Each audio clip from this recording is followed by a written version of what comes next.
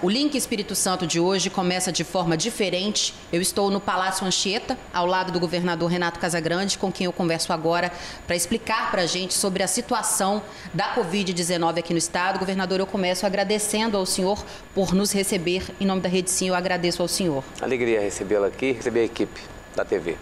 Governador, na sua coletiva de ontem, o senhor disse que nós estamos vivendo um momento de preparação para a guerra.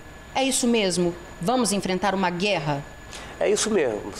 Já estamos enfrentando, iniciando essa guerra que nós estamos vendo que tem causado muitas vítimas no mundo todo, né? Desde o início na China e agora acompanhando a dramática situação da Itália, da Espanha, né? Da Grã-Bretanha, dos Estados Unidos e começando no Brasil. O Brasil está numa fase inicial da contaminação do coronavírus e agora tende a curva a ganhar velocidade. Assim, para que o mundo tivesse 100 mil casos, esses dados são importantes, para que o mundo tivesse 100 mil casos demorou 45 dias. Para que o mundo tivesse 200 mil casos demorou mais 13 dias.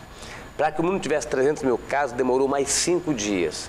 E para que o mundo tivesse 400 mil casos, demorou mais 3 dias. Então, você veja o crescimento exponencial de 100 em 100 mil, né? 45, 13, 5 e 3. Então, o crescimento exponencial é porque é uma progressão geométrica exponencial em que uma pessoa que tem o vírus consegue disseminar esse vírus para uma quantidade muito grande de pessoas quando ela não sabe que está contaminada. Então, nós não sabemos que nós estamos contaminados. Então, assim, é preciso que a gente compreenda que a gente está num momento de guerra. Numa guerra, o que você tem que ter? Preparação para enfrentar. E tem que ter disciplina. Então, a nossa disciplina, eu cheguei aqui, eu não te cumprimentei, Sim. Né, com aperto de mão, não cumprimentei nenhuma pessoa da equipe, vocês não me cumprimentaram também, nós estamos mantendo uma distância de mais de 1 metro de distância uma da outra, porque nós não podemos correr o risco, às vezes a gente não sabe que está com o vírus e a gente passa esse vírus para alguém.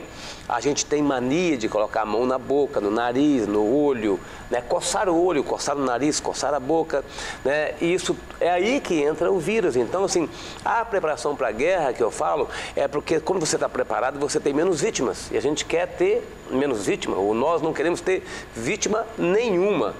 O Estado já chegou a 33 pessoas identificadas com o vírus, né? E naturalmente deve ter mais pessoas. Esse número é muito maior, né, governador? Deve ter mais pessoas, porque não foram testadas, tá certo, ainda. Mas o que importa é que, independente de a gente estar com o vírus ou não, a gente tem que manter essa disciplina de nos mantermos isolados do contato das outras pessoas e termos a prática da higiene, né, a prevenção. E o apelo, assim, encarecido é que as pessoas dos grupos de risco não saiam de casa, porque são as pessoas que correm mais risco, né? Pode ter uma situação de mais gravidade. Então, assim, pessoas acima de 60 anos e pessoas com doenças crônicas, por favor, fiquem isoladas por alguns dias dentro de casa, para a gente não pressionar o sistema de saúde, porque quando você tem um bom atendimento, a chance de você curar é grande, mas se o sistema tiver com uma demanda muito grande, não tem atendimento para todo mundo e essas pessoas correm muito risco. Governador, o médico capixaba, doutor Henrique, ele até viralizou nas redes sociais, ele disse um dado interessante ontem: 90% dos capixabas que estão contaminados não sabem que tem a doença. É provável. Isso é um assunto muito sério. A partir de quando o governo do estado vai aumentar a capacidade de testar as pessoas, de fazer mais testes? A partir desta semana. Nós não fazemos mais teste porque a gente não consegue comprar o teste, o kit para fazer o teste. Então a gente está recebendo do Ministério e agora nós estamos preparando o LACEN para que o próprio LACEN produza o teste. Então, a partir desta semana, até o final da semana, até sexta-feira, o LACEN vai estar com mais capacidade. Hoje a gente faz 100, 90, 100, 110, então o LACEN vai poder fazer um pouco mais, né, de teste agora, nessa semana, para a gente ir dando velocidade a demandas. Lógico que quem procura para fazer o teste são as pessoas que estão com sintomas de alguma virose. E nós achamos que isso está correto. A gente tendo condições pode fazer testes por amostragem na região, porque a amostragem diz se uma região tem contaminação ou não, tem o vírus ou não. Mas o normal, de fato, é a gente fazer em quem tem alguma virose, para identificar se essa virose é Covid-19 ou é outra virose, e a gente fazer especialmente naquelas pessoas que têm algum sintoma, que trabalham na área de segurança pública do sistema de saúde, sistema prisional, sistema socioeducativo, né? Porque são as pessoas que estão precisando saber se estão com Covid ou não, porque se a pessoa estiver com um sintoma e não sabe o que é a febre que ela tem, ou a tosse que ela tem que ficar afastado 14 dias isolado. Se ela sabe que não é o coronavírus, ela pode ficar afastada só 5 dias, tá certo? Então, esse tipo de teste é bom a gente ter e nós teremos para poder atender a essas pessoas. Governador, o senhor disse também que em abril nós devemos viver, no final de abril, o pior momento dessa crise, não é o pior dessa momento. Talvez pandemia. A gente está chegando no pico, mas permanece no pico por um tempo. Se você não chega lá no pico e começa a cair. Não, você chega no pico. Você vê a Itália. A Itália, nós queremos passar longe da Itália. Nós, Brasil. Lógico que o Espírito Santo não passa lá o que a Itália está passando, mas o Brasil... Eu gostaria muito que o Brasil passasse longe daquilo que está acontecendo na Itália, porque são 650 mortos, depois 650, depois 600, né? Então, assim, você antes de melhorar, ainda piora muito quando você não tem a sociedade e os governos colaborando, entendeu? Trabalhando juntos, tá certo? Então, antes da gente melhorar, nós vamos piorar. Essa piora pode ser com um impacto menor, sem vítima, por exemplo, certo? Tá certo? Ou numa situação ruim, mas assim, com menos vítima, ou pode ser uma situação péssima, que seria com mais vítimas. Então, a gente tem um trabalho a fazer agora, neste momento, porque se a gente achatar a curva, como todo mundo está dizendo, a gente consegue atender bem no nosso sistema hospitalar. E isso nos dá a condição de salvar muita gente. Essa, inclusive, seria a minha próxima pergunta. O senhor já disse que vai ser preciso a construção de novos leitos de UTI e que o senhor já está negociando a compra aí de 150 respiradores. Vai dar tempo, governador? Não, tempo dá. O problema é que nós não estamos achando os respiradores. Nós não estamos achando os respiradores. Nós estamos usando todos os meios para a gente achar no mundo, mas o mundo está comprando todos os respiradores, tá certo? Então, todos os ventiladores. Então, pedimos a ajuda da Vale, da Suzano, da Arcelor, da Petrobras, estão pedindo ajuda de todo mundo que a gente pode pedir, né, para a gente poder encontrar os respiradores e eu tenho certeza que a gente vai encontrar. Nós já temos mais de 100 ventiladores que estão sendo instalados nos nossos leitos. Hoje nós temos 60 e poucos leitos preparados, caso seja necessário, mas queremos chegar a 300. Né? Para isso dependemos dos equipamentos. Governador, o senhor citou aí o exemplo da Itália, nós vimos acontecer isso muito na Europa, a morte de médicos e enfermeiros, principalmente por falta de EPIs, que são os equipamentos de proteção individual. O senhor já disse também que está buscando a compra desses equipamentos para a proteção de quem está aí na linha de frente. Como é que está a situação do profissional da saúde hoje, governador? Nós já temos, para quem trabalha no centro cirúrgico, para quem trabalha na linha de frente, nós já temos equipamentos. É lógico que chega numa hora dessa, todo mundo que trabalha com saúde quer o equipamento, porque especialmente a máscara, o álcool gel é necessário onde você não tem sabão e água. Não, quando tiver sabão e água não precisa de álcool gel. Mas todo mundo quer a máscara tem os profissionais de saúde têm uma contestação ao uso da máscara em qualquer local, né? Porque ela, na verdade, ela dá um sentimento de proteção e você passa a se aproximar mais das pessoas, você passa a não ter todos os cuidados.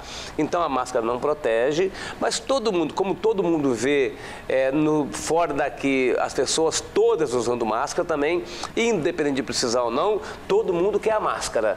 Tá certo? Então, nós estamos comprando máscara, a gente pode comprar, vamos distribuir o máscara, a gente puder distribuir, mas especialmente as pessoas que estão trabalhando no contato com as pessoas que têm coronavírus e no contato de quem está lá na sala de cirurgia ou como profissionais intensivistas na unidade de tratamento intensivo, porque essas pessoas é que de fato precisam.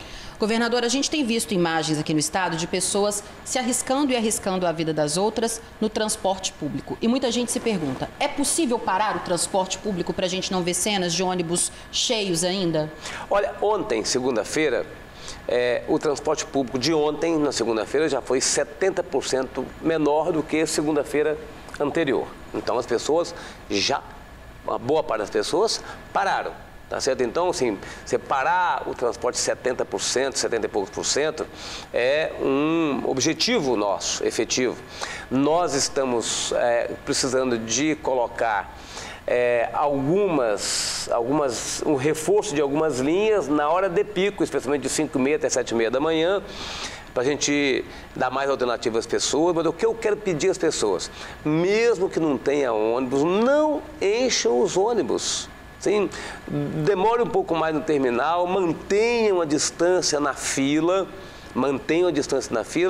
e vamos com menos gente nos ônibus. Nós estamos colocando mais ônibus, nós estamos fortalecendo algumas linhas que estavam com deficiência, né? Mas é importante que cada um de nós, a gente faça isso. Demora um pouco mais no terminal, mantenha a distância e vamos pegar um ônibus mais vazio.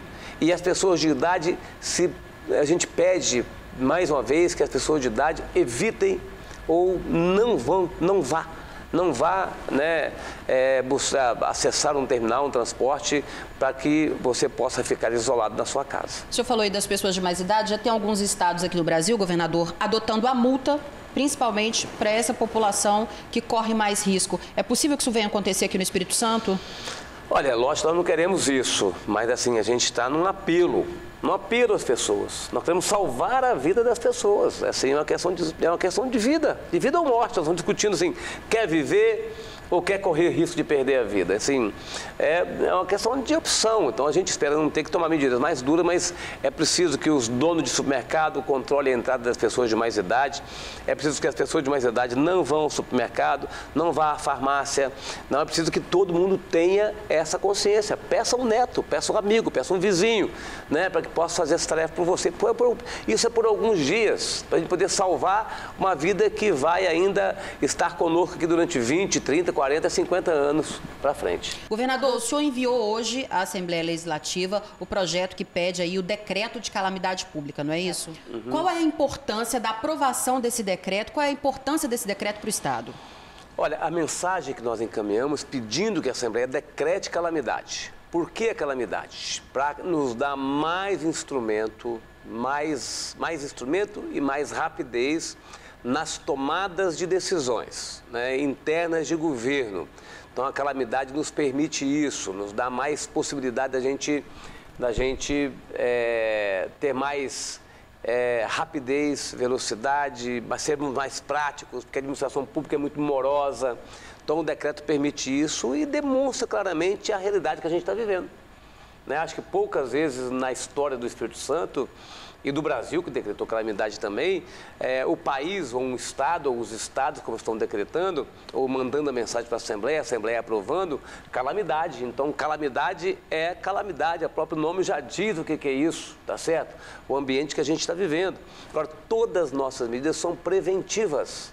Né? A gente começou a adotar a medida do isolamento social mais tempo, para a gente poder meio que barrar a evolução do vírus e o contágio do vírus. Então, é o decreto de calamidade, estamos encaminhando também outros projetos, um projeto de lei que facilita também a contratação de servidores durante o período da pandemia e um decreto que facilita a contratação de serviços de equipamentos também durante o período da pandemia, para a gente ter agilidade. Eu preciso colocar o LACEN para funcionar mais rápido, eu não posso fazer uma seleção que demora um mês.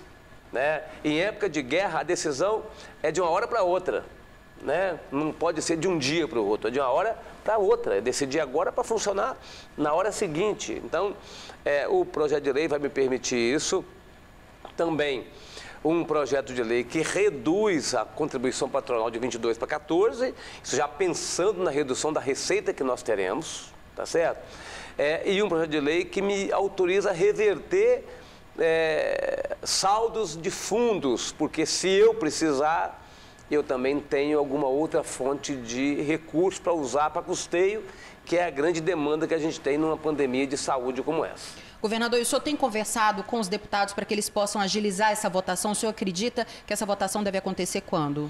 Olha, eu tenho conversado permanentemente com o presidente da Assembleia, tenho conversado com o líder do governo, deputado Freitas, com outros parlamentares, tenho tratado do tema, acho que todos estão sensíveis.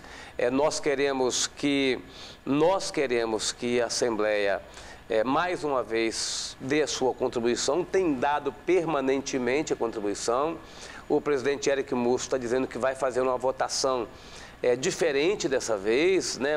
Uma votação eletrônica, né? Online, sem a presença dos parlamentares. Isso também é bom, porque isso mostra que a Assembleia está moderna, tá certo? Então, estamos nessa expectativa de que a Assembleia tem sido bastante ágil e que dessa vez seja ágil também. Governador, a questão das nossas divisas. Nós vimos o Rio de Janeiro fechando as divisas com os estados. O senhor chegou até a dizer que era uma medida muito pouco eficaz. O que o senhor pretende fazer aqui no estado? O senhor também já anunciou algumas medidas no aeroporto e na rodoviária. Nós pedimos para fechar a primeira rodoviária, com ônibus daqui para outros estados e outro estado para cá. Isso já está tudo certo. O ministro concordou, vai interromper nas próximas horas, nos próximos dias, essas viagens. Então, isso já diminui muito o fluxo. Grande parte das pessoas viajam de ônibus. Estão pedindo às pessoas para não viajarem do Espírito Santo para o Rio, nem do Rio para cá. Estão pedindo, fazendo um apelo, nem para Minas, nem para Bahia. Nem para São Paulo. Né? Nem para São Paulo. Estão pedindo para as pessoas ficarem no local em que moram. Né? Ou dentro de casa, ou na proximidade, andando muito pouco e com os cuidados necessários, sem aglomeração e sem contato com as demais pessoas. Esse é o nosso pedido. Eu tenho dito o seguinte, o município que não tem o vírus ainda em ninguém, que não inoculou em ninguém, que não contaminou ninguém, esse município, se controlar a entrada, não é fechar a rodovia não, viu gente? Mas se controlar a entrada, para quem entrar, tiver com alguma virose, seja isolado, e controlar a saída, né? Essa coisa de ida e volta, esse município não vai ter o vírus. Então, assim, é importante que a gente diminua a nossa mobilidade, estão trabalhando nisso. O fechamento de divisas, tanto é que não funcionou. Né? O governador do Rio anunciou, mas não funcionou, não fechou efetivamente, tá certo? Assim, mesmo que feche uma rodovia estadual, a rodovia federal, quem pode fechar é o governo. Agora, você imagina fechar uma rodovia entre Rio e Espírito Santo, por onde vai passar as cargas daqui para lá e de lá para cá? Como é que os supermercados vão estar funcionando, né? Tendo alimentos para que as pessoas possam comprar? As farmácias. Então, o fechamento de divisa, ele não funciona. O que funciona é a barreira sanitária que nós vamos montar, né, para que a gente possa ir orientando as pessoas, verificando quem está com sintoma, quem não está. Acho que esse trabalho é um trabalho que a gente vai começar a fazer e que pode funcionar. Governador, a gente viu a cidade de Guarapari, que é o nosso principal roteiro turístico aqui do estado, né, impedir a entrada de ônibus de turismo. Outras cidades turísticas aqui do estado devem fazer a mesma coisa, por exemplo, a região serrana, estamos vindo aí com um período de feriado, Semana Santa. Tem que fazer, é preciso que as pessoas compreendam que não tem feriado, não tem férias, não está tendo nem missa, nem culto, tá certo? Assim, é preciso as pessoas compreenderem que para a gente resolver este assunto nos imobilizando. Parece uma piada isso, mas assim, a gente ficando quieto, né, tomando as medidas necessárias, é que a gente vai resolver, né, este assunto o mais rápido possível. Se a gente resolver o mais rápido possível, daqui a pouquinho, algumas atividades a gente pode retomar.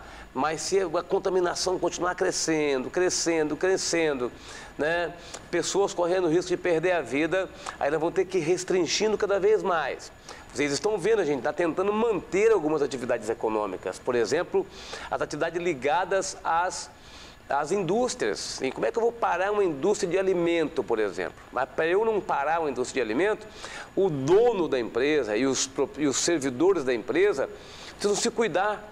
Se tem muita gente na mesma área, tem que diminuir essa quantidade de pessoas na mesma área, tem que ter higiene, tem que ter todo um trabalho para que essas atividades essenciais, né, que produz alimento, produz material de higiene, produz material de limpeza, né, para que essas atividades continuem funcionando.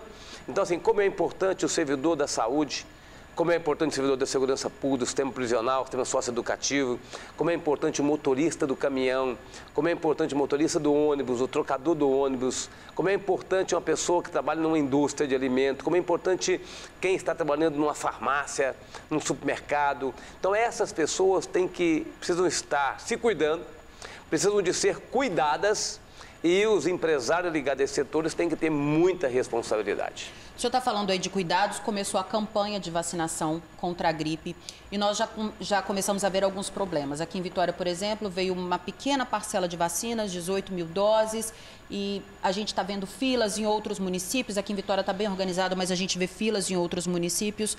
O senhor acha que faltou organização por parte do governo federal ou realmente não dá conta de se produzir a quantidade de vacina que a gente precisa? Olha, nós recebemos vacinas a menos do que nós precisamos. Nós, que eu falo, os municípios, quem cuida disso, quem executa são os municípios por vacinas encaminhadas pelo governo federal. O governo federal, por alguma razão, não conseguiu encaminhar aquilo que a gente precisa. Para o primeiro dia, para a primeira etapa, o secretário Nésio está em contato com o ministro da Saúde permanentemente para que o Ministério possa mandar as vacinas e os municípios poderem continuar com o seu trabalho de vacinação do primeiro grupo, que são os idosos. Mas o que o senhor diria para os idosos, né, que são o primeiro grupo e são as pessoas mais vulneráveis, né? Peça alguém da família para ir primeiro na unidade de saúde. Veja o melhor horário, que tem gente que está vacinando dentro do carro, tem gente que está vacinando em casa. Muitos municípios do estado marcaram para vacinar em casa, é o melhor meio, é a melhor forma. Mas quem não tem isso, não conseguiu se organizar para isso, antes da pessoa idosa ir a uma unidade de saúde, peça alguém para ir lá primeiro, organizar isso, antes de você sair de casa e ir para a unidade de saúde. Às vezes está lá uma concentração muito grande de pessoas, esperar muito tempo na fila, uma fila muito próxima da outra. Então, não vamos correr esse risco. Governador, falando um pouco do lado econômico da pandemia, o governo federal anunciou um pacote de ajuda de 90 bilhões de reais para os estados. Mas o senhor já disse que só o Espírito Santo deve perder 20 bilhões. Essa ajuda não é suficiente. Mas eu já gostei do que o governo federal anunciou. Não é o suficiente, naturalmente, porque a crise vai ser muito maior. Então, assim, mas nós teve a liberação de recursos para a saúde, teve liberação teve uma decisão para que a gente protele o pagamento da dívida, teve uma decisão para que o fundo de participação dos estados e dos municípios seja o mesmo valor do ano passado. Então tivemos algumas medidas importantes que vai ajudar a gente a passar a crise como órgão público, mas a gente precisa também das medidas de reativação da economia e medidas de proteção da sociedade. O coronavírus tem um efeito na saúde, tem um efeito econômico, tem um efeito social. E a gente tem que trabalhar nesses 3 pilares. É claro que esse não é o momento da gente pensar na economia, agora o momento é muito mais de pensar na saúde, né, governador? Mas o senhor também pretende, nos próximos dias mais para frente, anunciar medidas que possam beneficiar o pequeno, médio empresário aqui no estado que está tão preocupado com a situação? Vamos anunciar. Algumas coisas nós já estamos fazendo, como crédito no Band, no Banestes, estamos alterando prazos de validade de certidões, mas vamos anunciar de forma mais articulada algumas medidas nesses próximos dias. Lógico, quem tem todos os instrumentos, ou quem tem mais instrumentos para enfrentar a crise, é o governo federal. Ele que tem, sim, porque ele tem título, emite papel moeda, pode imprimir papel moeda. Então, agora nós vamos complementar, tanto na área econômica quanto na área social. O governo não se ausentará do apoio a essas pessoas. Governador, para encerrar a nossa entrevista, qual é o recado que o senhor deixa para os capixabas de uma forma geral, para os empresários, para os trabalhadores que estão tão preocupados, diante desse momento que a gente está vivendo?